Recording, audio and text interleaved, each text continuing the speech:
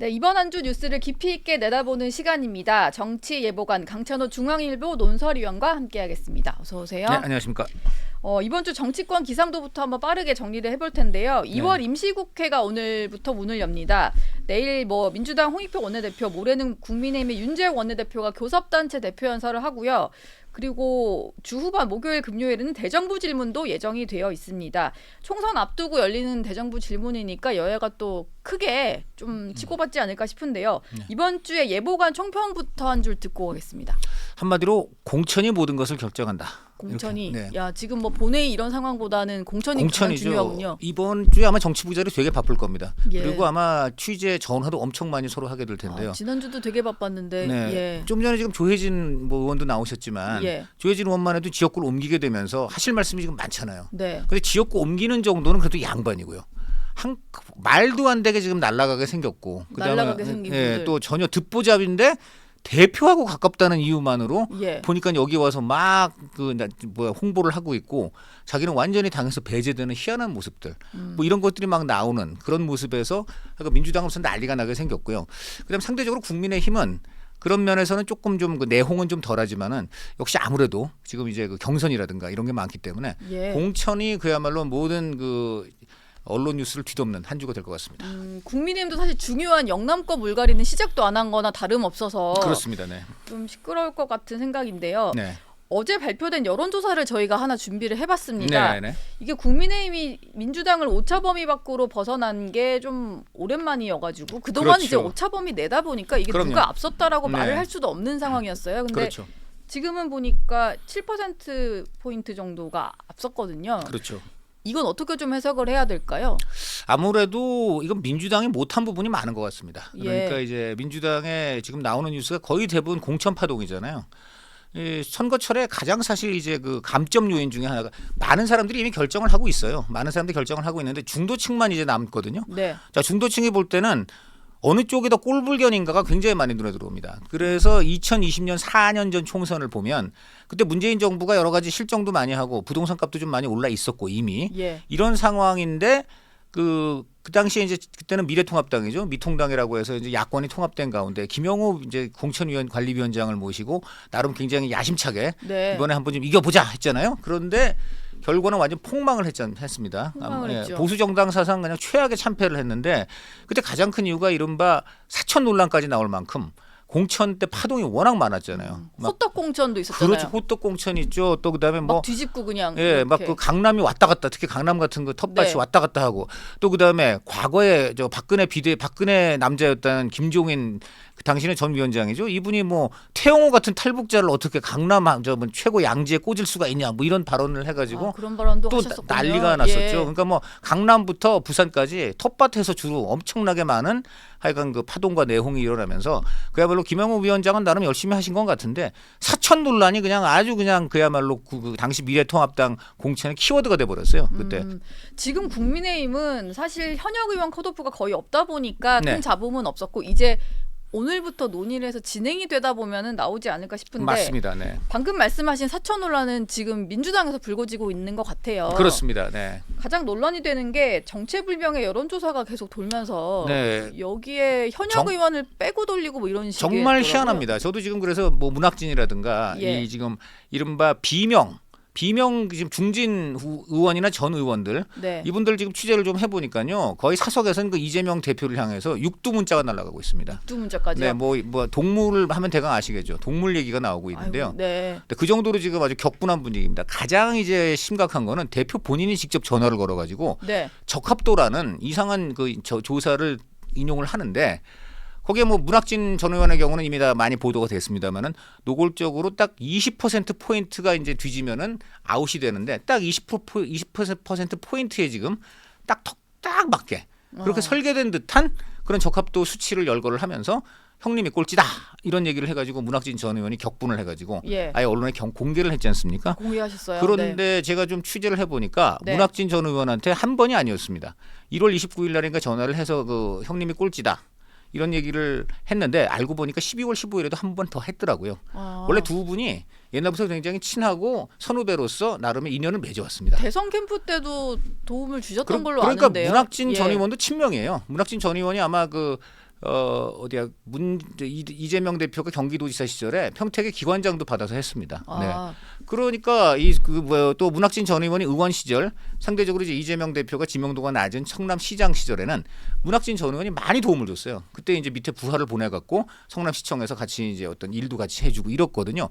근데 지금은 바로 그 부하였던 그 보좌관 출신 안광진 이분이 갑자기 친명 후보를 자처하면서 지금 이제 그 문학진 전 의원이 노리고 있는 광주을에 나타나서 내가 적자다. 그리고 이제 올드보이 형님이 나를 가로막고 있다. 지금 이런 식의 지금 홍보와 선거 운동을 하고 있단 말이죠. 이런 가운데 친명이나 찐명이냐 뭐 이런 그렇죠. 논쟁이요. 친명과 찐명의 대결이 되어버렸는데 더 이제 눈에 띄는 거는 바로 자기의 보좌관이었던 사람이고 또 이 사람이 특이한 게 정진상 정무실장 전 정무실장하고 굉장히 친한 사이입니다. 아까도 얘기했지만 성남시청에 그 문학진 전 의원이 부하를 보내가지고 그 이제 그 같이 이제 일을 하게 해줬는데 그 바로 부하가 바로 그 보좌관 안 씨였어요.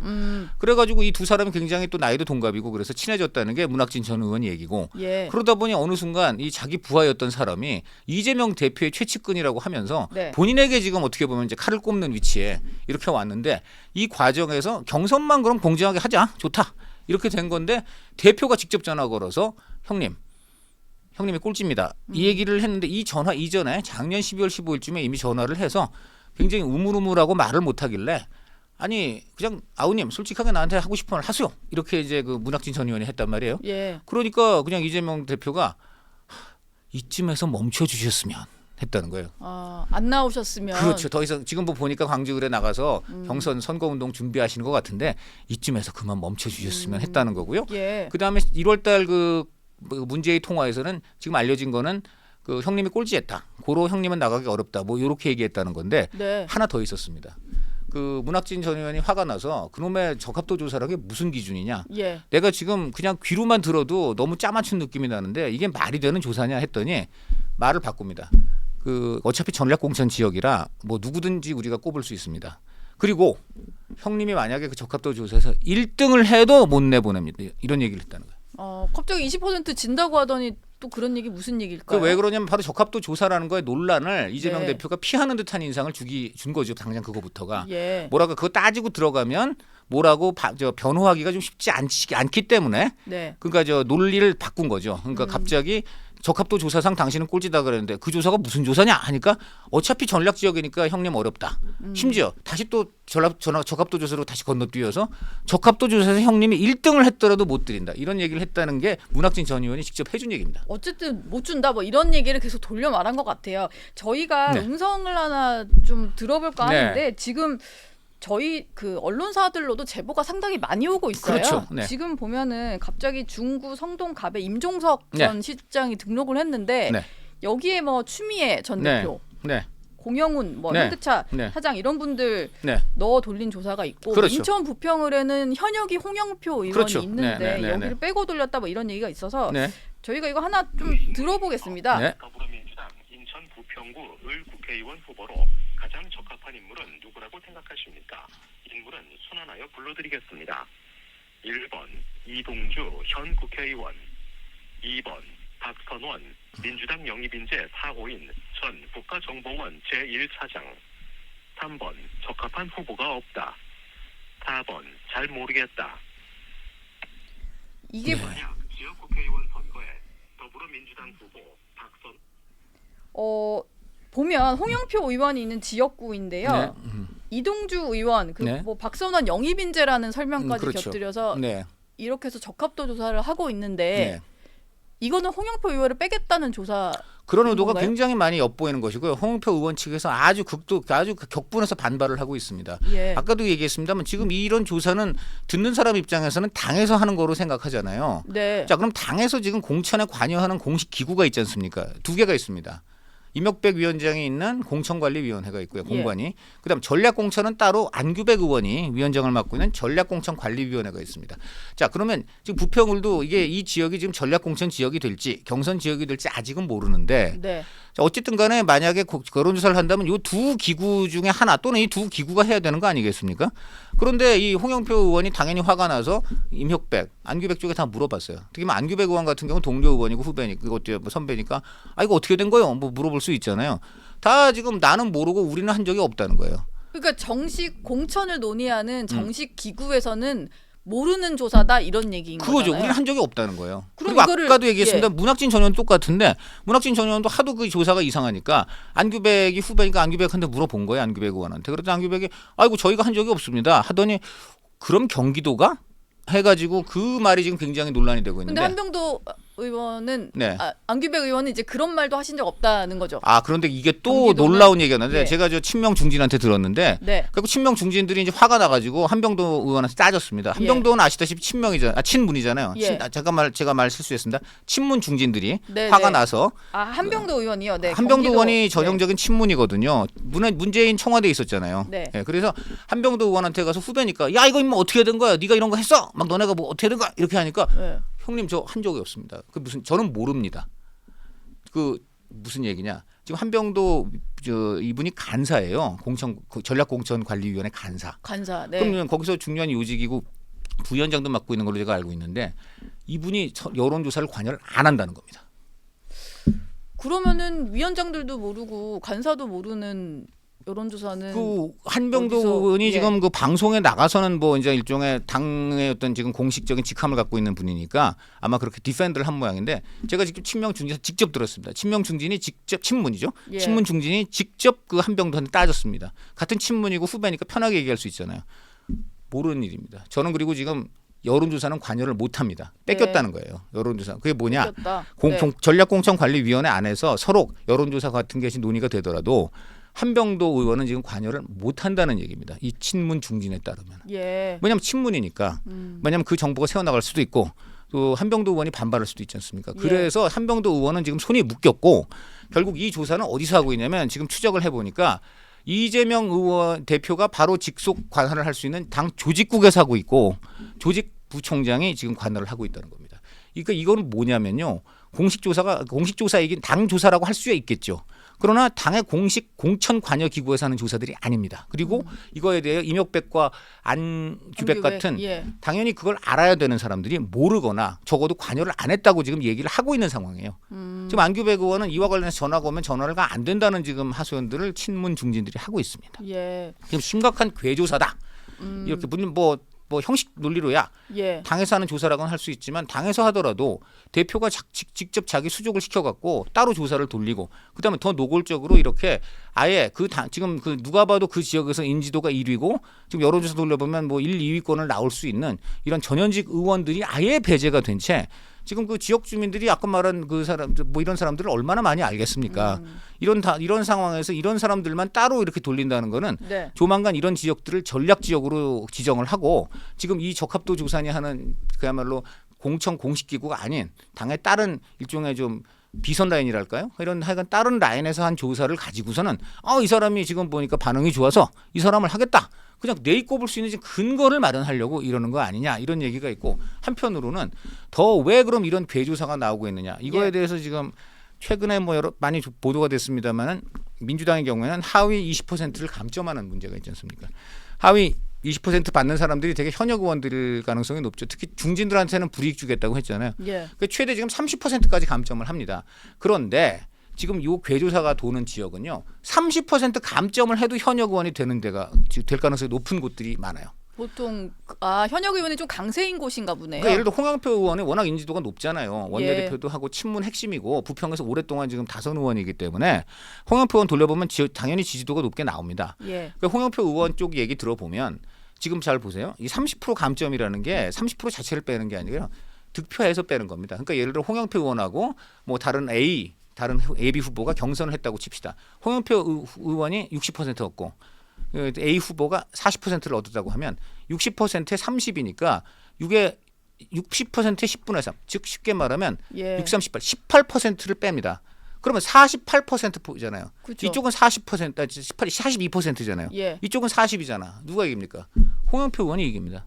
30%를 감점을 한다는 게 30 자체를 빼는 게 아니라 그쵸, 득표한 퍼센트. 거의 퍼센티지이기 때문에 생각보다 그 간표가 줄어요. 예. 그러니까 60%면은 30을 절반을 날려서 30%만 남기는 게 아니라 퍼센트니까. 그러니까 실제로 결국은 빠지는 60에서 것은. 18% 포인트를 빼는 거니까 예. 이렇게 60% 포인트에서 그렇게 빼는 거라서 저 홍영표 의원이 됩니다. 그 경우. 아무리 그러면 감점을 해도 현역 의원 특히 이제 아주 강세인 지역. 비명계인 의원들은 좀 배제를 하기가 쉽지 않으니까 이런 꼼수 이미 이런 식의 하위 20%를 30% 늘리는 것부터가 현역 특히 이제 친문 후보 의원을 배제하겠다는 의도가 노골적이어서 작년부터 논란이 많았지 않습니까? 예. 그런데 이것만으로도 안 되니까 이런 궤조사 수까지 나오고 있다는 게 친문 비명 중진들의 지금 아주 반발이고 특히 이러한 지금 문제들은 대부분 경기도나 이런 수도권에서 일어나고 있습니다. 현역 의원들이 많은 곳이니까 현역 의원이 많기 때문에 그래서 지금 이제 구조적으로 지금 이렇게 문제가 되는 게 국민의힘이 상대적으로 내홍이 적고 그 민주당이 이럴 수밖에 없는 그 구조적인 요인이 당연히 수도권에 대부분을 민주당이 장악했기 때문에 그런 측면도 있습니다만 현역 의원 수가 워낙 많으니까 그러니까요. 뭐 그러다 민주당 보니까 현역 입장에서. 물갈이를 예. 뭐 어느 정도만 해도 현역 의원들이 반발을 하게 되면 파동이 생깁니다. 그런데 이거야 구조적인 거라서 이해할 수 있는데 여기에 지금 또 하나 문제는 바로 저 민주당판 사천 내지 이 사심이 들어간 사천 또는 명천 이런 얘기가 나오는 게 좀 전에 아마 그 조혜진 의원도 지금 지적한 게 정확한 건데 결국 지금 사람의 인지상정이라고 민주당 이재명 대표 입장에서 다음 5월 30일부터 새로 시작될 이제 새 국회 새 민주당 역시 방탄 역할을 해줘야 되잖아요. 본인의 어떤 앞으로 계속해서 본인의 친위부대로 그럼요. 꾸리기 그러니까 위해서요. 부결을 예. 뭐 여러 가지 하여간 국회에서 이제 자기를 지켜줘야 되는데 그러니까 그런 측면에서 아무래도 그 수도권에 자기를 지켜줄 만한 확실한 친명계 의원들을 이번에 많이 만들어야 되겠다 이런 게 있는 거고요. 또 네. 하나는 이것도 뭐 같은 연결이 됩니다만은 이재명 대표가 좀 빚이 많잖아요. 그러니까 쉽게 말하면 뭐 지금 정진상 실장이라든가 또 지금 어떻게 보면 송영길 전 대표 같은 사람도 과거에 이재명 대표한테 많이 좋은 일 해줬잖아요. 그러니까 이 송영길 전 대표 같은 경우에 본인의 지역구 양보하고 계양을 그 물 좋다는 계양을 양보하고 본인은 전혀 사실 그 이길 가능성이 극히 드문 서울에 서울시장 그냥 선거에 거의 나가셔가지고. 나가서 네. 누구 얘기는 그때 송영길이 송청이 됐냐 심청이처럼 인당수에 그냥 하고 공약미 300석 갖다 줬냐 예. 이런 얘기까지 나왔단 말이에요. 지금 저 홍영표 의원 지역구에 나온 요 박선원이란 분은 뭐 과거에 이제 저 문재인 정부 때부터 주로 이제 대북 문제, 네. 국정원, 뭐 기조실장 이런 거 이제 많이 한 분인데 이분이 재밌는 게 지금 송영길 라인에 있어요. 먹사연이라고 아시죠? 먹사연. 먹고 예. 사는 문제 연구소. 네. 네, 거기도 있고 송영길계 라인 인사예요. 이분이 갑자기 여기 지금 영입 인재로 들어와서 또 갑자기 여기에 지금 그냥 이른바 괴조사인데 일종의 지금 황제조사 아닙니까? 지금 보니까 1등하는 홍영표 제치겨 놓고 지금 그 박선원하고 이동주 이동주 의원만 갖고서 예. 두 사람 중에 누가 적합하냐는 질문이 나왔고 아까 이제 그 녹취록을 보면 녹취록 중간에 끊으셨는데 그 이후에 또 황당한 또 질문이 있습니다. 더 들었어야 예, 되는군요. 조금 한번 더 들어보시면 좋겠는데 예. 뭐 그런 제가 좀 전에 들어봤는데 이거는 그러면 다음에 이 박선원 박선원 이분이 이제 국민의힘하고 결었을 때 뭐 누가 당선되기를 바라느냐, 누가 더 적합하냐, 뭐 이런 하여간 박선원만 갖고 또 하나 추가 질문을 해요. 후보를 일단 2명만 해놓고, 놓고 네. 누가 제일 적합하냐 한 그렇죠. 다음에 네. 그 중에 또 한 명만 네. 놓고 국민의힘 네. 누구와 한 번 더, 붙었을 때 네. 누구를 지지하겠냐 예, 이런 식으로 한 번 더 돌려요. 이렇게 되면 이거 박선원 홍보 비슷하잖아요. 어떻게 보면. 네. 어쨌든 이게 괴조사다 정체 불명의 조사다라는 얘기가 나오는 게 그 네.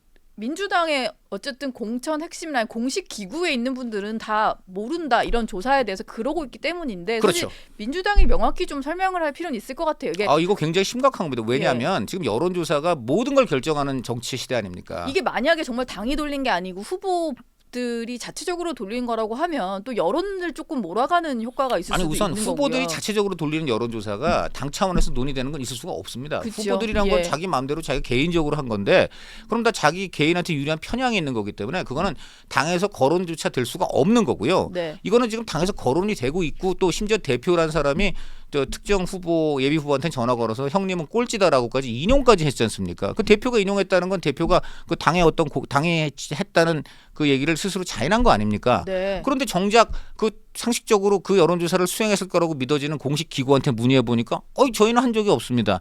이거는 말이 안 돼요. 자, 국민의힘 같은 경우는 여의도 연구원에서 합니다. 하죠. 여의도 연구원에서만 해요. 네. 여의도 연구원에서만 한 다음에 지금 정영학 공천위원장이 불러가지고 당신 점수 이렇게 나왔다. 당신 이래갖고 될 수 있겠느냐? 용퇴해라 이런 식으로 지금 하고 있다는데 이게 말이 되는 거예요. 왜냐하면 객관적이고 투명한 수치고 똑같은 기준과 똑같은 기관에서 수행한 걸 가지고 쫙 한 다음에 교수님 출신이거든요. 교수가 학생한테 너 성적이 이렇게 나왔는데 네. 다음에 어떻게 하겠니?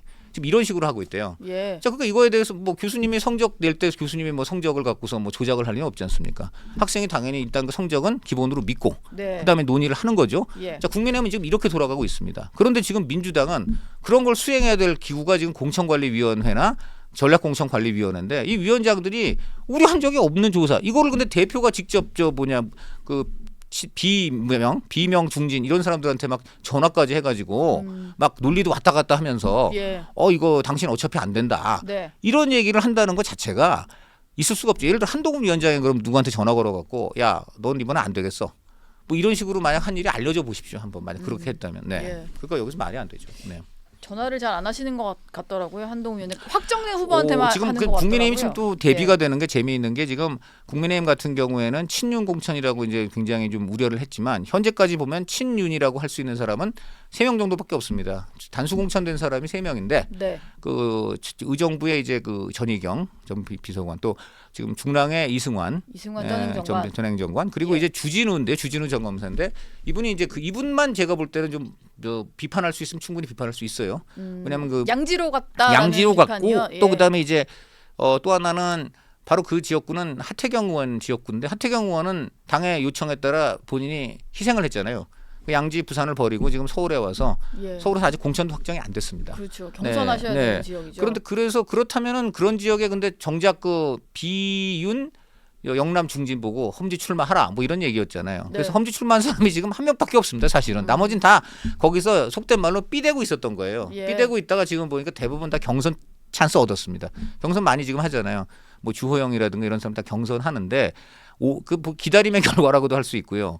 그다음에 이제 여기는 이준석 신당 효과가 좀 있습니다. 만약에 영남 지역에서 섣불리 컷오프를 해버렸을 경우 합류를 할 수 있으니까요. 이준석 신당에 가면은 이준석 신당이 수도권에서 또 힘을 얻게 되고 수도권 표가 날아가거든요. 그런 문제가 하나 있고 또 하나는 아무래도 명품백 논란이 작용을 어느 정도 했을 가능성이 있을 것이다. 이런 얘기도 있습니다. 이게 네. 특검이라든가 향후에 어쨌든 당에서 내홍이 없어야 단일한 대우로서 그 민주당의 특검 공세를 이겨야 되기 때문에 하여간 낙천 논란이나 공천 파동은 최소화한다.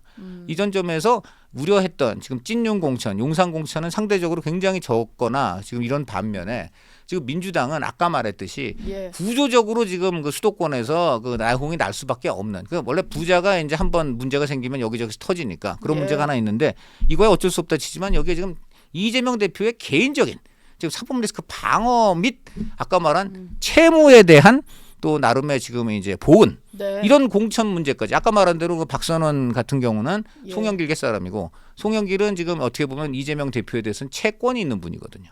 지금 채권 채무 이런. 예, 속설에는 예. 지금 틀리는 말로 이런 얘기도 있습니다. 지금 홍영표 의원한테 송영길 전 대표가 감정이 안 좋아요. 그래서 어떤 사람은 이런 얘기도 해요. 그 송영길 대표 쪽에서 딴 사람은 몰라도 홍영표는 반드시 컷오프해라. 이런 얘기를 당에 전달했다는 얘기까지 나오고 있습니다. 예, 네. 오늘 저희 정치 예보관이 상당히 많은 취재를 해오셔가지고 네. 민주당 얘기를 많이 들려주셨는데 네.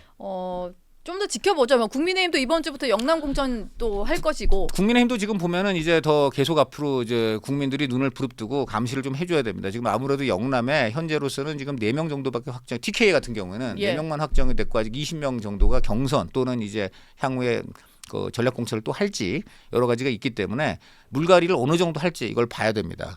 그 중요한 것은 예. 하여간 시스템 공천인데 현재까지는 시스템 공천이 먹히고 있습니다. 먹히고 있는데 이제 앞으로 보면은 그 영남 같은 경우에는 특히 얼마만큼 물갈이를 할 것이냐. 예. 현재까지 현역 물갈이를 할 수 있는 대상은 이론상으로는 TK만 볼 경우에는 25명 중에 한 20명 정도는 물갈이를 할 수도 있습니다. 그런데 아까도 얘기했지만 내홍을 최소화하려고 하다 보니까 물갈이가 상대적으로 적게 나올 경우에는 네. 또 그것도 논란이 될 수 있겠죠. 그래서 어쨌든 간에 모든 당에 지금 눈을 부릅뜨고 지켜봐야 되는데 현재로서는 지금 민주당이 예. 굉장히 지금 논란과 내홍을 더 많이 안고 있다. 네, 그것이 아마 그 지지율에도 영향을 미치지 않았겠는가 생각합니다. 예. 눈을 한번 부릅뜨고 지켜보겠습니다. 오늘 예보관 말씀은 여기까지 듣도록 네, 하겠습니다. 고맙습니다. 네. 고맙습니다. 고맙습니다.